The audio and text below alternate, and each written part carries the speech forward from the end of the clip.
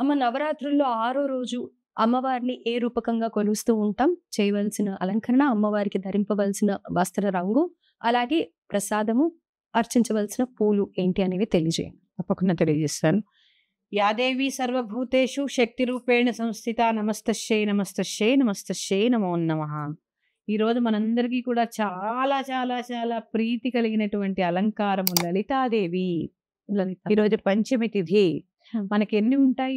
పంచభూతములు, పంచ ప్రాణములు, పంచవాయువులు, వీటి మీదే ఆధారపడి ఉంటాం మనము. అంటే జగన్మాత మీదే ఆధారపడి ఉంటాము. ఇక్కడ ముఖ్యంగా అమ్మవారికి దేవాలయాల్లో ధరింపచేసేటటువంటి రంగు పసుపు రంగు లేదా బంగారు రంగు చీర కడుతూ ఉంటారు అమ్మవారికి. అందుకే హేమావాం పీతవస్త్రాం. పీతము అంటే పసుపు రంగు, హేమం అంటే బంగారు. ఈ రెండు రంగులు కలిపి కడుతూ ఉంటారు అమ్మవారికి. ఈ రోజు విశేషంగా అమ్మవారికి ఎర్రని పూలతో అర్చన చేస్తూ ఉంటారు.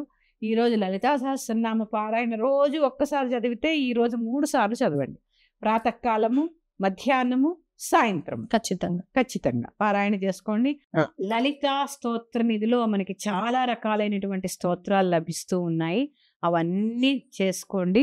ముఖ్యంగా మూక పంచశతిలోని ఒక శ్లోకం చెప్తాను. ఎందుకంటే ఈ పంచమి అతిథి నేను ఇప్పుడే చెప్పాను 5 అంటే పంచభూతాలు అని. ఆ పంచభూతాలకి సంబంధించి ధరణిమయీం తరణిమయీం పవనమయీం గగనదహనహోతృమయీం అంబుమయీం ఇందుమయీం అంబామనుకంపమాదిమామీక్షే. అంటే ఇక్కడ ధరణి అంటే అన్నకిరణములు, ధరణి అంటే భూమి. అంటే పంచభూతాలు తానే ఉంది అని చెప్పేటటువంటి శ్లోకము. పంచభూతాలు తానైనటువంటి ఓ కామాక్షిదేవి, ఇక్కడ ఈ నది ఒడ్డున నువ్వు కొలువై ఉన్నావు అని చెప్పి ఆ శ్లోకం యొక్క అర్థం అన్నమాట, తాత్పర్యం. కుదిరితే మీకు మోక పంచసతి వస్తే మోక పంచసతి లేదా సౌందర్యలహరి, ఇవన్నీ కూడా పారాయణ చాలా విశేషం అండి. 10 రోజులు కూడా చాలా విశేషం. అలాగే అమ్మవారికి సమర్పించేటటువంటి నివేదన గుడాన్న ప్రీత మానస కదా ఆవిడ. గుడాన్నం అంటే అన్నంలో బెల్లం వేసి కలిపి పెట్టడం కాదు. అన్నంలో బెల్లం వేసి కలిపి కొద్ది కొద్దిగా నెయ్యి వేస్తూ దాన్ని ఉడకబెట్టాలి. అప్పుడు అది మంచి ఒక స్వీట్ లాగా తయారవుతుంది. అది నివేదన చేయాలి. అలాగే పులిహోర, మళ్ళీ పూర్ణం బూరెలు, క్షీరాలు, ఇక్కడి నుంచి అన్ని విశేషమైన నివేదనలు కాబట్టి మీ శక్తి కొలది చేసుకోవడము.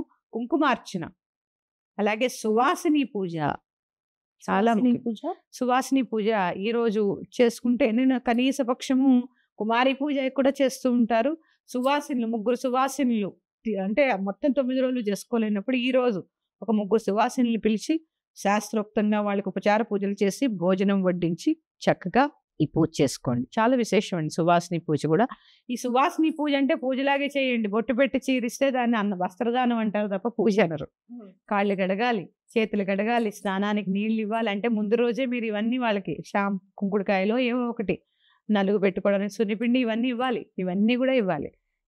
అలాగే మీకు ఎంత స్తోమత ఉంది అంత స్తోమత గలగ చీర పెట్టాలి. సువాసిని పూజ కదా అని 100-200 పెట్టేసి కట్టుకోలేని బట్టలు పెట్టడం కాదు. చక్కగా మీకు స్తోమత ఉంటే ఖచ్చితంగా మంచి చీర పెట్టండి. అక్కడ వచ్చినది అమ్మవారనే భావన చేయండి.